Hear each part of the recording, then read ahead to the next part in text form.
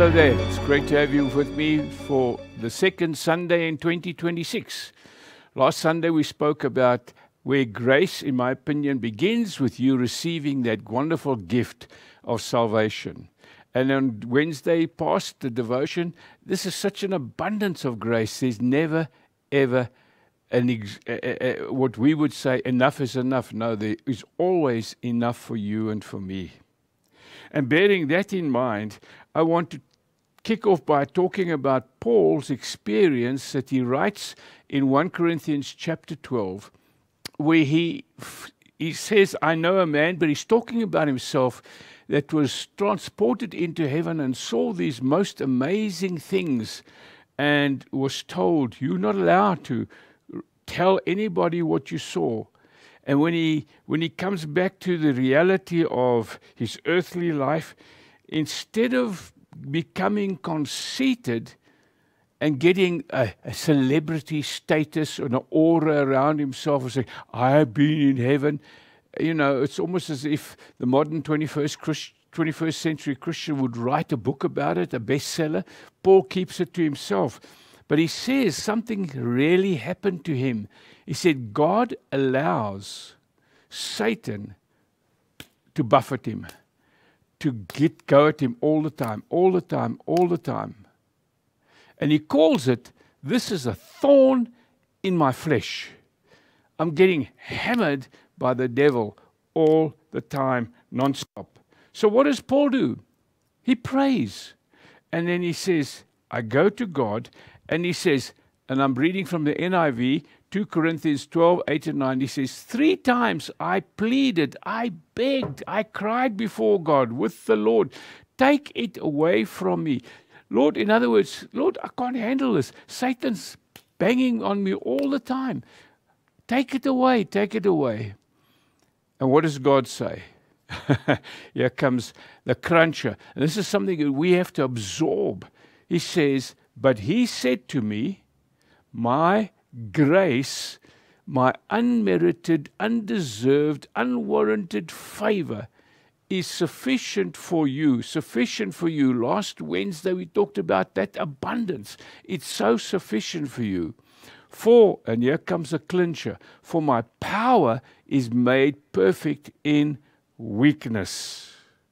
And I think to myself so often, there have been prayer requests that I've laid before God and pleaded with God, God, please do this, please do that. And it seems as if he doesn't want to follow my descriptive answer to what I thought would be the answer to the prayer.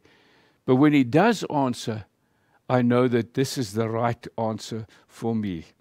And I want us to take a look at the 9th verse, where he says, my power is made perfect in weakness. And we're going to look at that in the Amplified translation. Let me just go. Therefore, Paul writes, before I get to the Amplified, Paul writes and he says, therefore I will boast all the more gladly about my weaknesses, so that Christ's power may rest on me. Now we're going to look at that in the Amplified Classic translation. And here it comes. But he said to me, my grace, now expanding on this, my favor and loving kindness and mercy is enough for you. It's enough for you. Sufficient against any danger. Paul always faced a lot of danger, but sufficient against any danger. Now here it comes. And enables you to bear the trouble manfully. To bear the trouble manfully. Paul goes on and he says, for my strength and power are made perfect, fulfilled and completed, and show themselves most effective in your weakness. He says, this is where you're going to realize how God's power is going to be effective in your life when you are weak, when you need these answers. And then he goes on and he says the following, which is incredible. He says, therefore, I will all the more gladly glory in my weaknesses and infirmities, that the strength and the power of Christ, the Messiah, may rest. Yes, may pitch a tent over and dwell upon me. What's Paul trying to say? He says, I saw these incredible things in heaven, and to keep me humble, God allows Satan to hammer me all the time.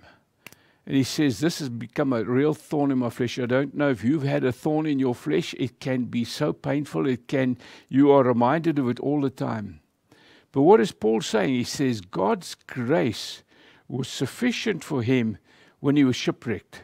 God's grace was sufficient for him when he was stoned and left for dead.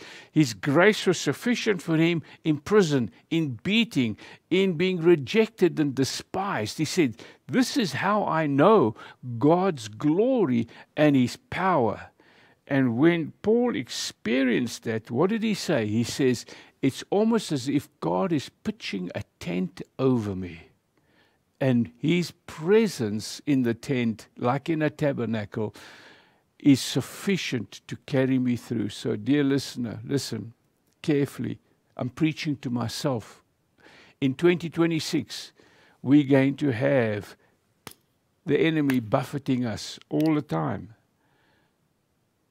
Take courage. God will enable you to withstand it. Not so just so that you feel, okay, he's looking after me, but it will be a testimony for others. It's like a tent pitched over you. I want to read to you what Isaiah says in 40:29. He says he gives strength to the weary and increases the power of the weak. He increases the power of the weak. Isn't that amazing? So in this year that lies ahead, may your power be increased through the presence and the grace of God. Last scripture. Paul writes to the church in Colossae and he says, being strengthened with all power according to his glorious might, so that you may have great endurance and patience. Oops. Great endurance. But you don't have to endure on your own. For Paul's words were, Jesus said, my grace is sufficient for you, and it's the same for you and for me. Thank you for that in Jesus' name, Father. Father, I praise you that we can get all the sufficient, necessary, enough abundance of grace for everything that we need and face in this life that lies ahead. In Jesus' name, thank you. Amen. God bless you. Live in grace.